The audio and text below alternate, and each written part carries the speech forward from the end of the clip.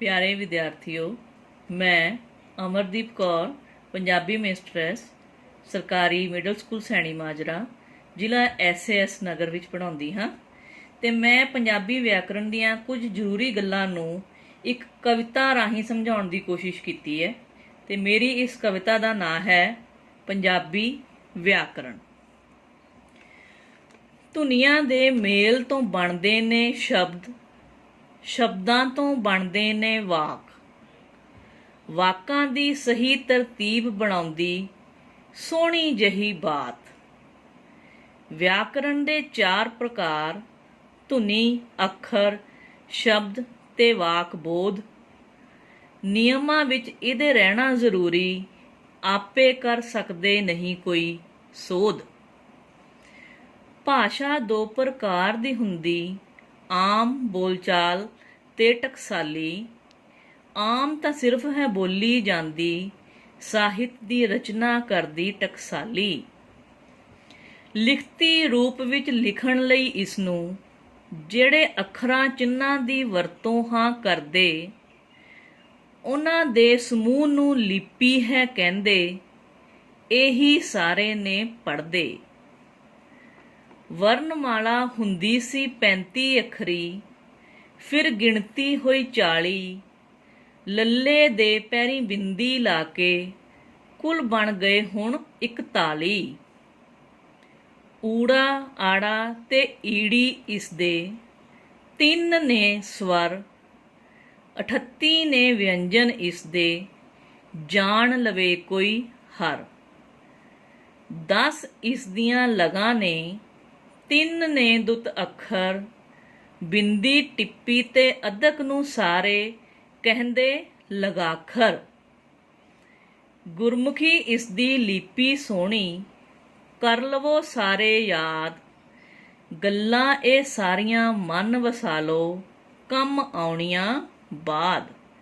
ਗੁਰਮੁਖੀ ਇਸ ਦੀ ਲਿਪੀ ਸੋਹਣੀ, ਕਰ ਲਵੋ ਸਾਰੇ ਯਾਦ, ਗੱਲਾਂ ਇਹ ਸਾਰੀਆਂ ਮਨ ਵਸਾ ਲਓ, ਕੰਮ ਆਉਣੀਆਂ ਬਾਅਦ।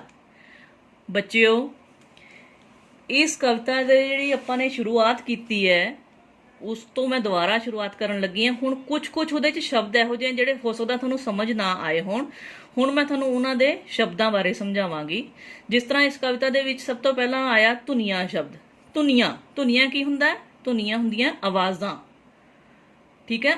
ਆਵਾਜ਼ਾਂ ਜਿਸ ਤਰ੍ਹਾਂ ਅ, ਮ, ਰ, ਅਲੱਗ-ਅਲੱਗ ਆਵਾਜ਼ ਨਿਕਲ ਰਹੀ ਹੈ, ਪਰ ਜਦੋਂ ਅਸੀਂ ਤਿੰਨਾਂ ਨੂੰ ਇਕੱਠਾ ਮਿਲਾ ਦਈਏ ਅ, ਮ, ਰ, ਤਾਂ ਕੀ ਸ਼ਬਦ ਬਣ ਜਾਏਗਾ? ਅਮਰ। ਮਤਲਬ ਧੁਨੀਆਂ ਦੇ ਮੇਲ ਤੋਂ ਸ਼ਬਦ ਬਣ ਗਿਆ ਅਮਰ। ਇਸੇ ਤਰ੍ਹਾਂ ਕਈ ਸਾਰੇ ਸ਼ਬਦ ਜਦੋਂ ਇਕੱਠੇ ਹੋ ਜਾਂਦੇ ਆ ਤੇ ਉਹ ਸ਼ਬਦ ਇਕੱਠੇ ਹੋ ਕੇ ਬਣ ਜਾਂਦੇ ਨੇ ਵਾਕ। ਪਰ ਵਾਕ ਤਾਂ ਬਣ ਗਏ, ਸ਼ਬਦ ਵੀ ਇਕੱਠੇ ਹੋ ਗਏ, ਪਰ ਜੇ ਸ਼ਬਦਾਂ ਨੂੰ ਆਪਾਂ ਸਹੀ ਤਰੀਕੇ ਨਾਲ, ਸਹੀ ਤਰਤੀਬ ਨਾਲ ਲਿਖਾਂਗੇ ਜਾਂ ਪੜ੍ਹਾਂਗੇ ਤਾਂ ਹੀ ਉਹ ਸਹੀ ਗੱਲ ਅਰਥ ਸਮਝ ਆਏਗਾ।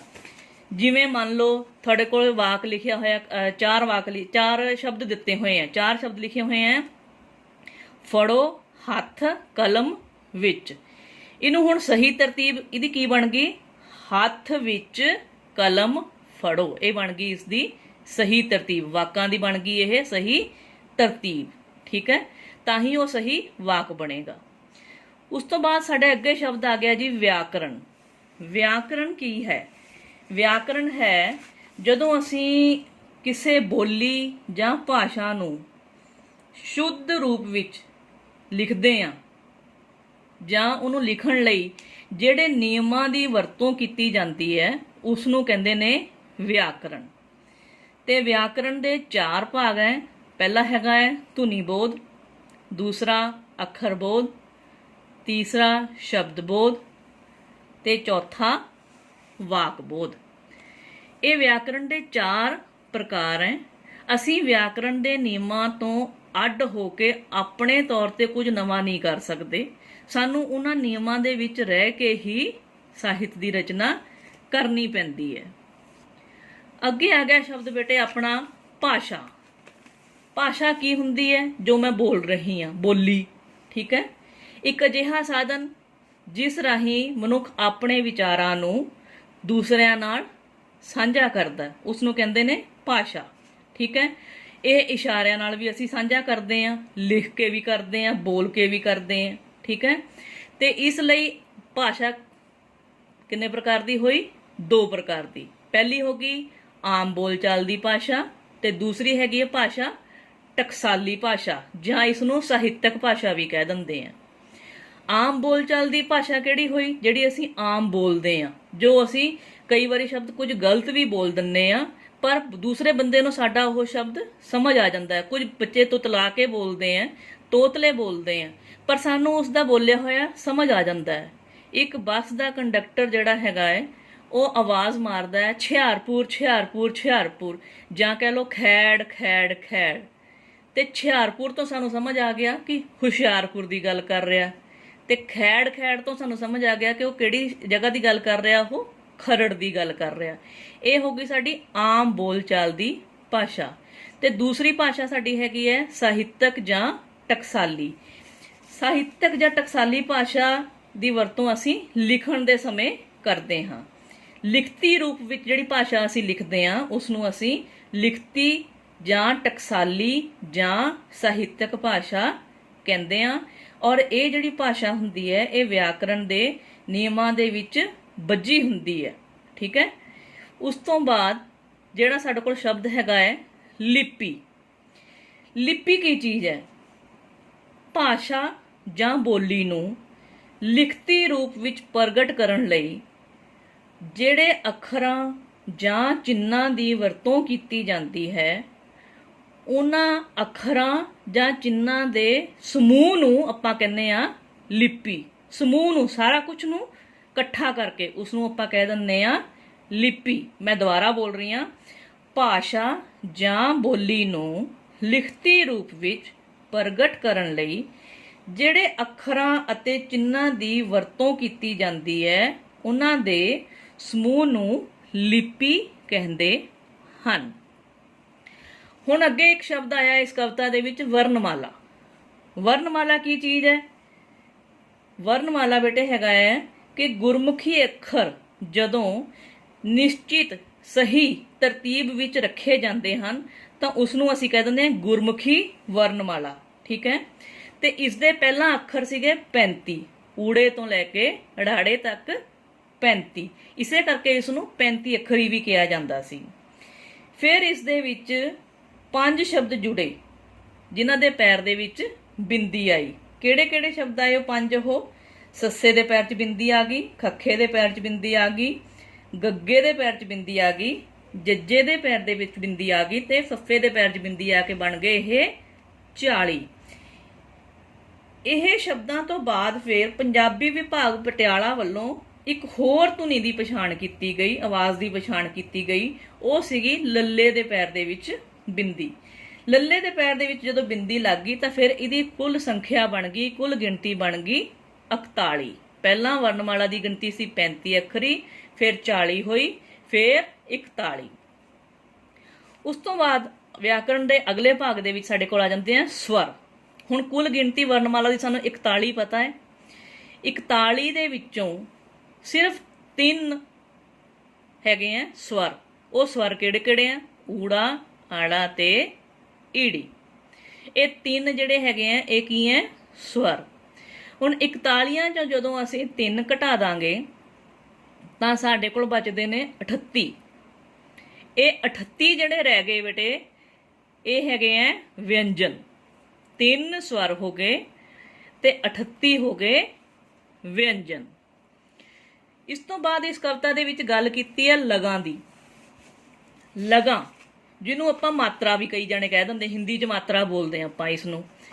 ਇਹਨਾਂ ਲਗਾਂ ਦੀ ਗਿਣਤੀ ਹੈ 10। ਠੀਕ ਹੈ, ਸਭ ਤੋਂ ਪਹਿਲਾਂ ਹੈ ਮੁਕਤਾ। ਮੁਕਤਾ ਜਿਸ ਤਰ੍ਹਾਂ ਹੁਣ 10 ਸ਼ਬਦ ਲਿਖਿਆ ਹੋਇਆ, ਦੱਦਾ ਸੱਸਾ, ਇਹਨੂੰ ਕੁਝ ਵੀ ਨਹੀਂ ਲੱਗਿਆ ਹੋਇਆ, ਕੋਈ ਕੰਨਾ ਨਹੀਂ, ਕੋਈ ਸਿਹਾਰੀ, ਔਂਕੜ ਦਲੈਂਕੜ, ਕੁਝ ਵੀ ਨਹੀਂ ਲੱਗਿਆ ਹੋਇਆ, ਉਹ ਹੁੰਦੇ ਆ ਮੁਕਤਾ ਸ਼ਬਦ। ਠੀਕ ਹੈ, ਹੁਣ ਲਗਾਂ 10 ਕਿਹੜੀਆਂ? ਸਭ ਤੋਂ ਨੰਬਰ 1 ਤੇ ਮੁਕਤਾ, ਕੰਨਾ, ਸਿਹਾਰੀ, ਬਿਹਾਰੀ, ਔਂਕੜ, ਦਲੈਂਕੜ, ਲਾਂ, ਦੁਲਾਵਾਂ, ਹੋੜਾ ਅਤੇ ਕਨੌੜਾ। ਇਹ 10 ਜਿਹੜੇ ਹੈਗੇ ਆ ਸਾਡੇ ਕੋਲ ਹੈ ਲਗਾਂ। 3 ਨੇ ਦੁੱਤ ਅੱਖਰ। ਹੁਣ ਤੁਸੀਂ ਕਹੋਗੇ ਵੀ ਦੁੱਤ ਅੱਖਰ ਕਿਆ ਚੀਜ਼ ਹੈ? ਦੁੱਤ ਅੱਖਰ ਕੀ ਹੈ? ਦੁੱਤ ਅੱਖਰ ਹੈ ਬੇਟੇ ਉਹ ਅੱਖਰ ਜਿਹੜਾ 2 ਅੱਖਰਾਂ ਦੇ ਮੇਲ ਤੋਂ ਬਣੇ, ਉਸਨੂੰ ਆਪਾਂ ਕਹਿੰਦੇ ਆ ਦੁੱਤ ਅੱਖਰ। ਜਿਹੜਾ 2 ਅੱਖਰਾਂ ਦੇ ਮੇਲ ਤੋਂ ਬਣੇ ਉਸਨੂੰ ਕਹਿੰਦੇ ਦੁੱਤ ਅੱਖਰ। ਇਸ ਦੇ ਵਿੱਚ ਇੱਕ ਅੱਖਰ ਦੂਜੇ ਅੱਖਰ ਦੇ ਪੈਰ ਦੇ ਵਿੱਚ ਲਿਖਿਆ ਜਾਂਦਾ ਹੈ, ਪਰ ਦੋਵੇਂ ਮਿਲ ਕੇ ਇੱਕ ਦੀ ਆਵਾਜ਼ ਪੈਦਾ ਕਰਦੇ ਆ। ਦੋਵੇਂ ਮਿਲ ਕੇ ਇੱਕ ਦੀ ਆਵਾਜ਼ ਪੈਦਾ ਕਰਦੇ ਆ, ਉਸਨੂੰ ਕਹਿੰਦੇ ਆ ਦੁੱਤ ਅੱਖਰ। ਤੇ ਇਹ ਦੁੱਤ ਅੱਖਰ 3 ਹੈ। ਕਿਹੜੇ ਕਿਹੜੇ ਅੱਖਰ ਆ ਬੇਟੇ? ਉਹ ਹੈ ਹਾਹਾ, ਰਾਰਾ ਤੇ ਵਾਵਾ।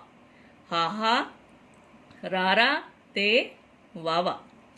ਉਸ ਤੋਂ ਬਾਅਦ ਲਗਾਂ ਤੋਂ ਬਾਅਦ ਆ ਜਾਂਦਾ ਸਾਡੇ ਕੋਲ ਲਗਾਖਰ। ਲਗਾਖਰ ਦੀ ਗਿਣਤੀ ਹੈ ਜੀ 3। ਠੀਕ ਹੈ। ਕਿਹੜੇ ਕਿਹੜੇ ਆ ਉਹ ਲਗਾਖਰ? ਕਿਹੜੇ ਕਿਹੜੇ ਆ? ਬਿੰਦੀ, ਟਿੱਪੀ ਤੇ ਅੱਧਕ। ਇਹ 3 ਸਾਡੇ ਕੋਲ ਹੈਗੇ ਆ ਲਗਾਖਰ। ਔਰ ਜਿਹੜੀ ਸਾਡੀ ਲਿਪੀ ਹੈ ਪੰਜਾਬੀ ਲਿਪੀ, ਪੰਜਾਬੀ ਦੀ ਲਿਪੀ ਕਿਹੜੀ ਹੈ? ਸਾਡੀ ਲਿਪੀ ਦਾ ਨਾਮ ਹੈ ਬੇਟੇ ਗੁਰਮੁਖੀ। ਸਾਡੀ ਲਿਪੀ ਦਾ ਨਾਮ ਹੈ ਗੁਰਮੁਖੀ, ਗੁਰਮੁਖੀ। ਤੇ ਮੈਨੂੰ ਲੱਗਦਾ ਹੈ ਕਿ ਮੇਰੀਆਂ ਇਹ ਗੱਲਾਂ ਤੁਹਾਨੂੰ ਸਮਝ ਆਈਆਂ ਹੋਣੀਆਂ ਹੈ। ਇਸ ਕਵਿਤਾ ਨੂੰ ਬੇਟੇ ਜਿੰਨੀ ਵਾਰ ਪੜ੍ਹੋਗੇ ਉਨੀ ਵਾਰ ਤੁਹਾਨੂੰ ਨਵੀਂ ਗੱਲ ਸਮਝ ਕੇ ਆਏਗੀ। ਉਸ ਤੋਂ ਬਾਅਦ ਤੁਸੀਂ ਜਿਹੜੇ ਅਗਲੇ ਸ਼ਬਦ ਦਿੱਤੇ ਹੋਏ ਉਹਨਾਂ ਨੂੰ ਪੜ੍ਹ ਕੇ ਦੇਖਿਓ, ਜਿਹੜੇ ਰੰਗਦਾਰ ਸ਼ਬਦ ਹੈ ਉੱਥੋਂ ਤੁਹਾਨੂੰ ਮੇਰੀਆਂ ਕਈਆਂ ਹੋਈਆਂ ਗੱਲਾਂ ਸਮਝ ਆਉਣਗੀਆਂ। ਜੇ ਫਿਰ ਵੀ ਨਹੀਂ ਸਮਝ ਆਉਂਦਾ, ਇੱਕ ਵਾਰੀ ਨਹੀਂ ਬਾਰ-ਬਾਰ ਇਸ ਨੂੰ ਪੜ੍ਹੋ ਤੇ ਸਮਝਣ ਦੀ ਕੋਸ਼ਿਸ਼ ਕਰੋ ਤੇ ਇਸ ਕਵਿਤਾ ਨੂੰ ਵੀ ਯਾਦ ਕਰੋ। ਮੈਨੂੰ ਉਮੀਦ ਹੈ ਕਿ ਤੁਹਾਨੂੰ ਮੇਰਾ ਇਹ ਸਮਝਾਇਆ ਹੋਇਆ ਸਮਝ ਆ ਗਿਆ ਹੋਵੇਗਾ, ਜਾਂ ਵਾਰ-ਵਾਰ ਦੇਖਣ ਨਾਲ ਸਮਝ ਆ ਜਾਵੇਗਾ। ਧੰਨਵਾਦ।